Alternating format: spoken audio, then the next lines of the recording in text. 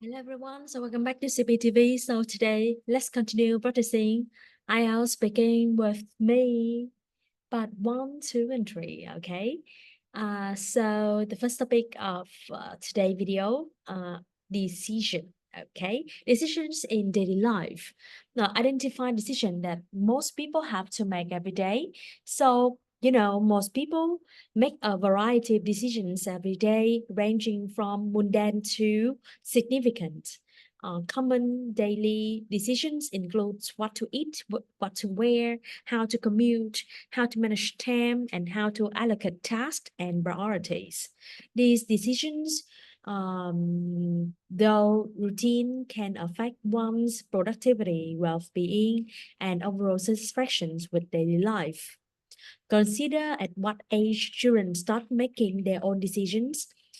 Children begin to make their own decisions at a young age, often around the age of 3 to 5. At this stage, though, they start choosing their clothes, selecting toys, and expressing preferences for food. As they grow older, so they gain more autonomy and make increasingly complex decisions such as managing schoolwork, social activities, and eventually career choices. Parental guidance and gradual independence are crucial in helping children develop decision-making skills. Access why some people find it hard to make this everyday decisions. Yes, some people find it hard to make everyday decisions due to factors such as anxiety, indecisiveness, fear of making the wrong choice, and overthinking.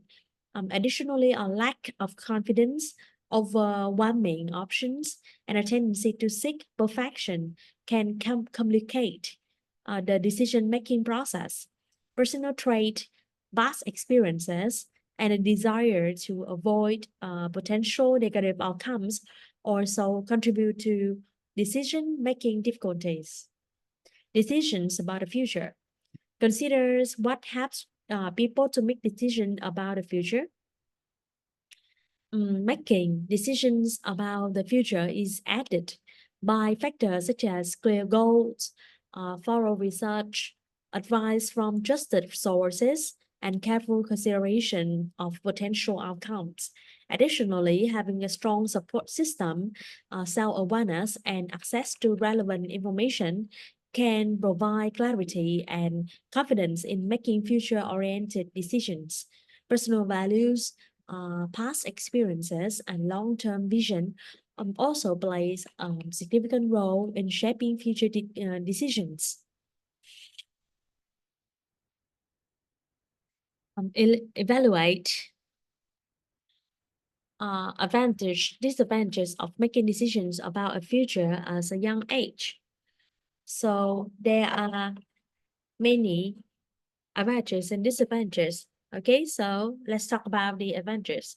Making decisions about future at young age can instill a sense of purpose, direction, and motivation. It's allowed individual to plan ahead, set long-term goals, and work towards achieving them with focus and determination. Additionally, early decision making can foster responsibility, independence, and a proactive mindset. Some disadvantage could be, however, young individuals may lack the life experience, perspective, and maturity needed to make well-informed decisions about the future. Early decisions can sometimes be based on limited knowledge, peer pressure, or unrealistic expectations, leading to potential regrets or the need for significant adjustments later in life. Okay, so to agree or disagree, people should always stick to the decisions they make. I disagree with the notion that people should always stick to the decisions they make. Um, why commitment and perseverance are important? It's equally vital to remain flexible and adaptable. Circumstances change, new information become available, and personal growth occurs, all of which can necessitate revisiting and revising previous decisions. The ability to reassess and modify decisions in response to evolving situation is a valuable skill that ensure alignment with current goals and realities. Life-changing decision. Evaluate whether important decisions are best made alone. Important decisions are not always best made alone. While personal reflection and autonomy are crucial, seeking input from trusted advisors, family, and friends can provide diverse perspectives, additional information, and emotional support. Collaborative decision making can enhance the quality of choices by incorporating different viewpoints and expertise, reducing the risk of bias and ensuring a well-rounded consideration of all factors involved. Agree or disagree, the best decisions are always made by analyzing the facts. I agree that the best decisions are often made by analyzing the facts. A fact-based approach ensures that these decisions are grounded in reality, logic, and objective information, minimizing the influence of emotion, assumptions, and biases. However, it's also important to consider intuition, values, and personal experiences as they can provide valuable insights and contribute to a holistic decision-making process. Comment on the view that the smallest decisions can have the greatest impact on people's lives. I agree with the view that the small decisions can sometimes have greatest impact on people's lives. Everyday choices, such as forming a habit, making a connection, or seizing an opportunity can lead to significant and unforeseen consequences. Small decisions often set the stage for larger events, create cumulative effects, and shapes one path in profound ways. Recognizing the potential impact of seemingly minor choices underscores the importance of mindfulness and intentionally in daily decision making. Okay. So the next topic, no longer the decision. Um, describe a sport that you only have watched before but had not played by yourself. Would you just say what it is, when you watch it, where you watch it, who you watch it with, and explain how you felt about it? Okay, so a sport I have only watched but never played myself is badminton. So my most memorable experience watching badminton was during a friendly tournament organized by my friends in District 7, Ho Chi Minh City. So this event took place last year in summer of 2023 as a well-known sport complex in District 7.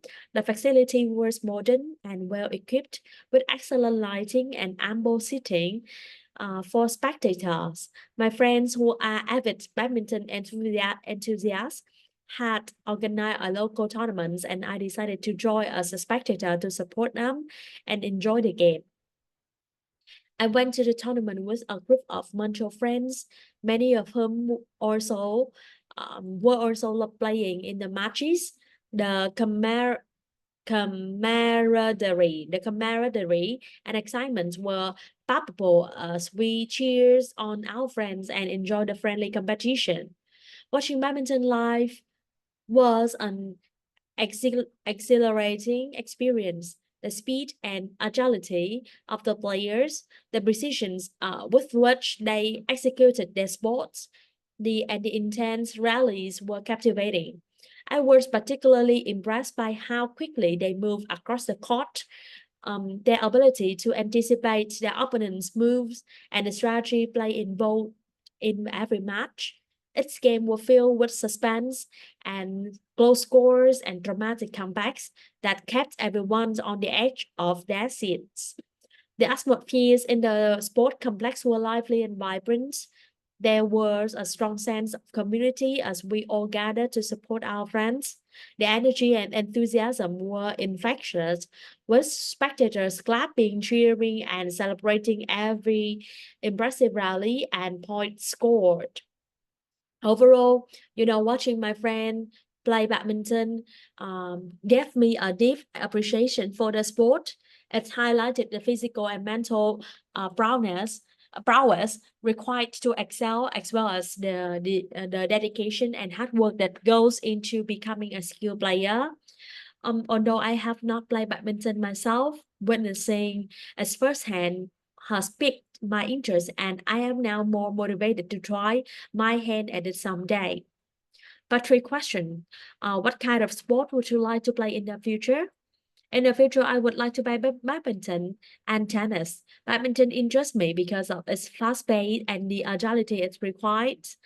Tennis, on the other hand, appeals to me due to its combination of physical endurance and strategic thinking. So both sports offer a great way to stay fit while also being enjoyable and competitive. Why do so many athletes join the advertising industry? Ooh, many athletes join the advertising industry because they have a strong personal brand and wide-reaching influence. Their association with various products can boost the product image and sales due to their popularity and credibility. Additionally, endorsements provide athletes with substantial financial benefits, which can be particularly appealing as a source of income during and after their sports careers. What are the features of people that watch sports games online, such as gender or age? The demographics of people who watch sports games online are quite diverse. Typically, sports viewerships includes a higher percentage of men, but there's a growing numbers of female viewers as well. Age-wise, span from teenagers to older adults, with a significant concentration in the 18 to 45 age range. Younger viewers often prefer streaming services and online platforms due to its accessibility and convenience. What's the most popular sport in your country? In Vietnam, so the most popular country is undoubtedly football, or in British we call soccer, right? The sport enjoys a massive followings with people of all ages and backgrounds watching and playing it. National and international matches draw huge crowds, and local football clubs have passionate bases.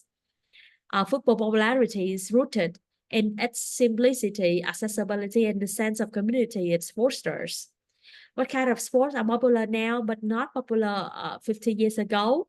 So sports like badminton, basketball, and esports have gained significant popularity in recent years, but were not as prevalent 50 years ago. Badminton has seen a surge in interest due to Vietnam's success in regional competitions. Basketball popularity has grown due to influence of NBA and local leagues. Esports, fueled by advancement in technology and gaming culture, has become a mainstream form of entertainment and competition. Do you think there are too many sorts of sports game on TV? Why there's a wide variety of sport games on TV? So I don't think it's necessarily a bad thing. However, it's important for broadcasters to maintain a balance and not oversaturate the market with too many net sports, ensuring that mainstream and popular sports continue to receive adequate coverage. The extensive choice allow fans to explore and enjoy different sports, potentially increasing overall viewership and interest in sports. Okay, next topic. Describe an activity you usually do that wastes your time. An activity that I usually do that I consider sometimes wasteful is watching Netflix. I typically watch Netflix in the evening after finishing my work or studies, and sometimes during weekends when I have more free time. I watch Netflix, primarily for relaxation and entertainment. After a long day, so it's an easy way to unwind and escape into different stories and world. Additionally, I find some series and documentaries quite engaging and educational. Although watching Netflix can be refreshing, I sometimes feel it's waste my time because I end up watching more episodes than planned, leading to late nights and less productivities the following day. However, I do try to make this activity somewhat productive by turning on bilingual captions, which help me learn English while watching movies.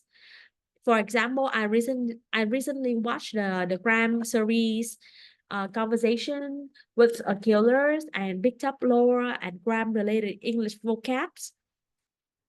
Despite this benefit, I believe that the amount of time I spend on Netflix could be better utilized for other activities such as reading, exercising, or pursuing a hobby. But three questions.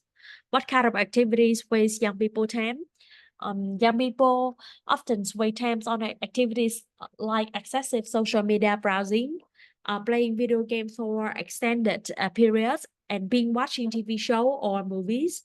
While these activities can provide entertainment and relaxation, they can also become time-consuming distractions that take away from more productive pursuits such as studying, exercising, or engaging in social interactions. How can people manage their time more effectively? People can manage their time more effectively by setting clear goals and priorities, creating a daily schedule, and breaking tasks into manageable chunks. Using tool like planners, calendars, and time tracking apps can also help. Additionally, it's important to set aside dedication time for relaxation and leisure to avoid burnout, while ensuring that the activities do not overtake time meant for essential tasks. Do you think technologies help people save time or waste time? Technologies can both save and waste time. On the one hand, so it enhances efficiency through tools like email, project management software, and instant communication allow tasks to be completed more quickly. On the other hand, technology can be a major distraction with social media, gaming, and streaming services, often leading to significant time wastage. The impact of technologies on time management largely depends on how individuals choose to use it. Why do some people struggle with time management? Some people struggle with time management due to a lack of organization, procrastination, and difficulty in setting priorities. Distractions such as social media and other forms of entertainment also play a role. Additionally, some individuals may not have learned effective time management skills or may have trouble estimating how long tasks will take, leading to poor planning and time allocation.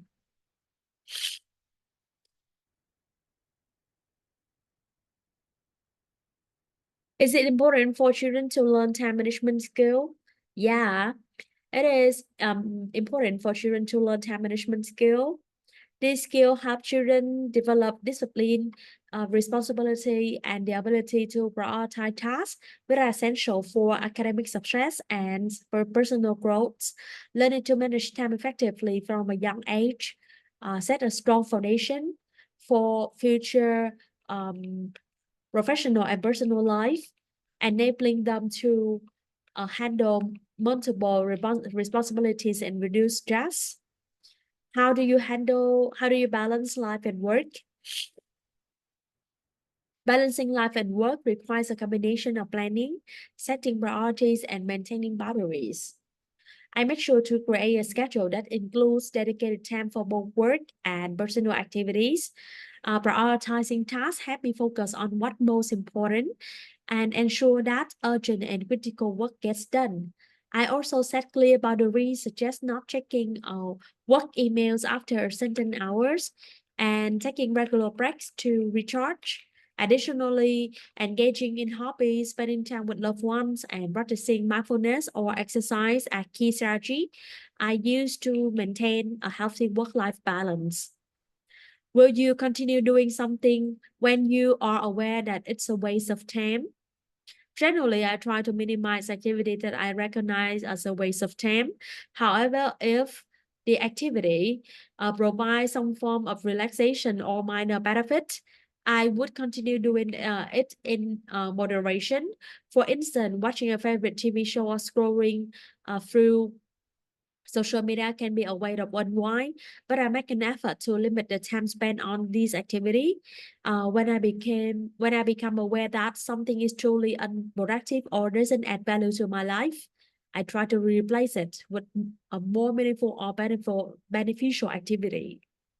What kind of things make me feel pressure? I mean, feel pressure by various factors such as tight deadlines, high expectation from employers or family, financial stress, and the need to achieve certain life milestones, social pressures like the expectation to maintain a particular lifestyle or the influence of social media can also contribute to stress. Additional lack of control over one's schedules, poor time management and personal ambitions can lead to, can add to the feeling of being overwhelmed. Why do some people refuse to abide by rules? There are several reasons why some people refuse to abide by rules. For some, so it might be a desire for independence and freedom. Feeling that rules are restrictive. Others might disagree with the rules, perceive them as unjust or unnecessary. A lack of awareness or understanding of the rules can also lead to non-compliance. In some cases, so people might refuse to follow rules due to rebelliousness or desire to challenge authority. Finally, situation of factors such as peer pressure or perceived benefits of breaking the rules, so can also play a role. Next topic. Describe a place you have visited that is affected by air pollution. You should say, where have you been to a place with a serious air pollution? So why it is serious? What kind of pollution uh, there was, and explain why how you felt about the pollution in that place.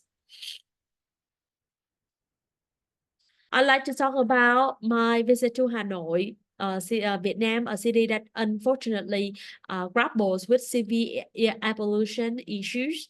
I visited Hanoi last year during a business trip, and the level of pollution there were truly alarming. Hanoi air pollution is primarily caused by the combination of factors, including heavy traffic congestion, industrial activities, and the burning of fossil fuels for energy. The city's rapid urbanization has led to significant increase in vehicle emissions and industrial pollutants, exacerbating the problem.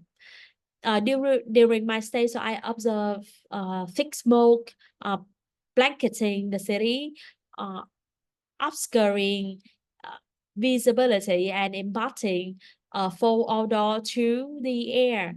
The air quality index (AQI) often exceeded hazardous levels, posing serious health risks to the resident.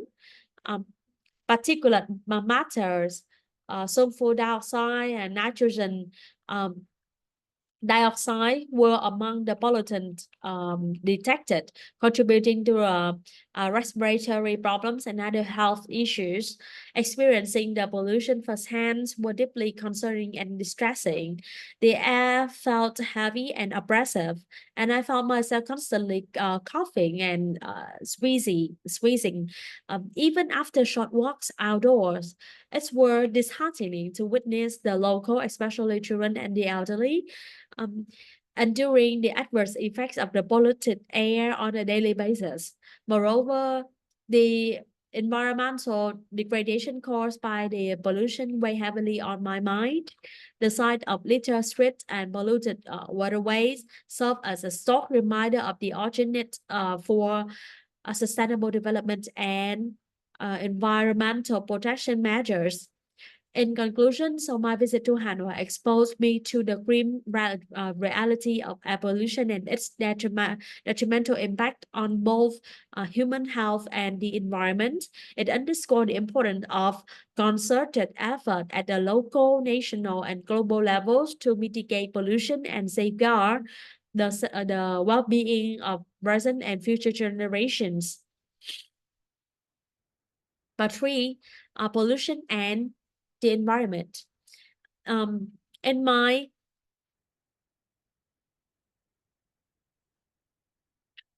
in my era, so the most common time in my area, the most common type of population of pollution are air and water pollution. Air pollution mainly stems from vehicle emissions and industrial activities, while water pollution is primarily caused by improper waste disposal and industrial runoff. Considering the past and present, so it's evident that there has been a significant increase in population, in pollution and rapid over time. Rapid industrialization and population growth has led to higher levels of population, exacerbated by unsustainable consumption patterns and uninque- and inadequate waste management practices. Speculating on the future, so it's crucial to address these issues urgently to prevent further environmental degradation.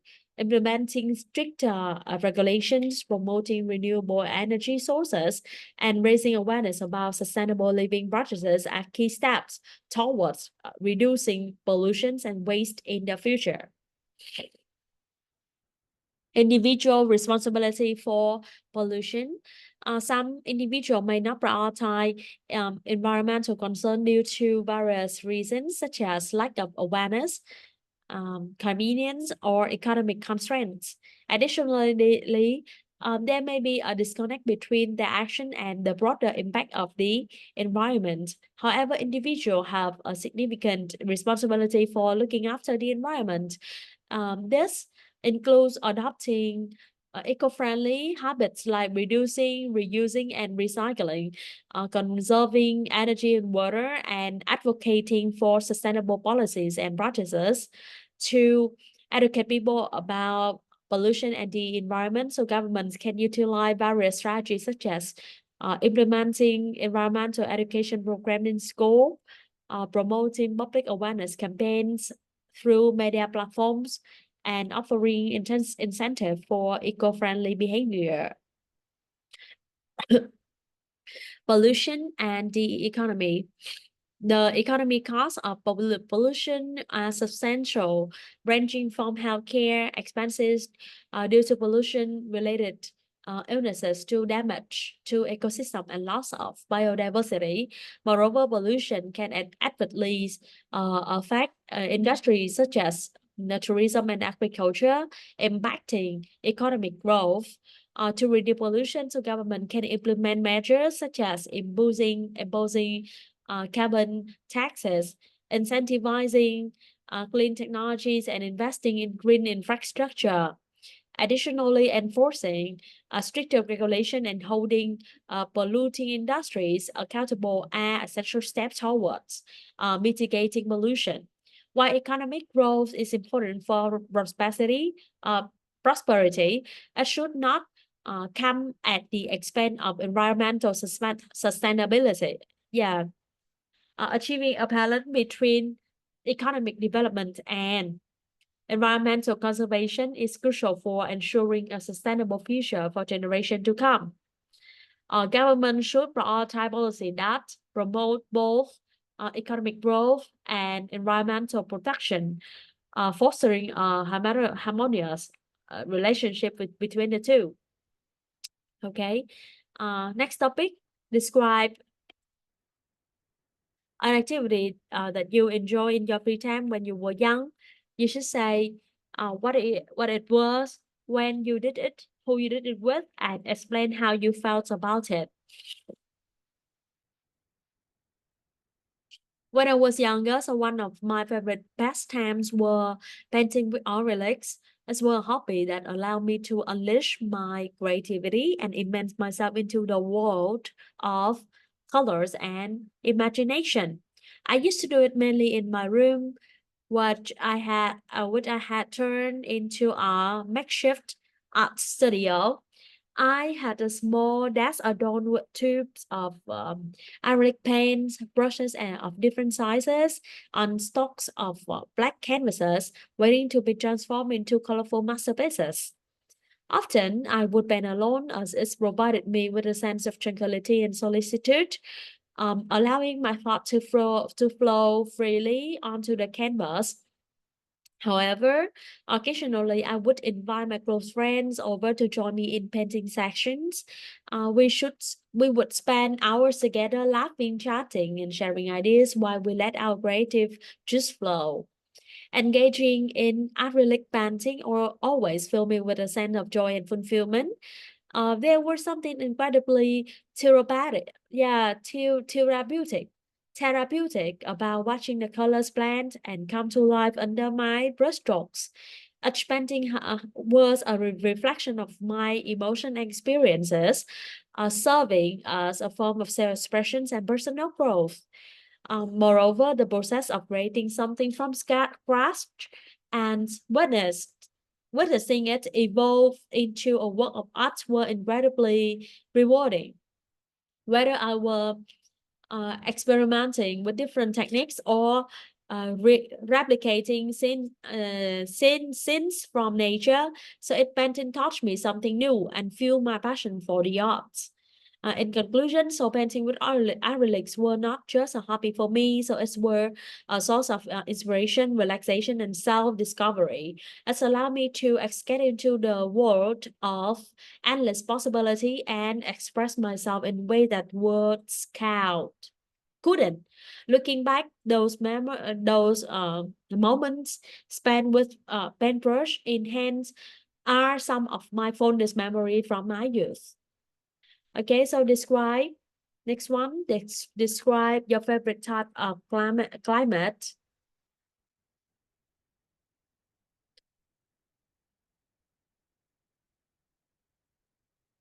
You should say what it is. Is it hot or cold? How often is it rain?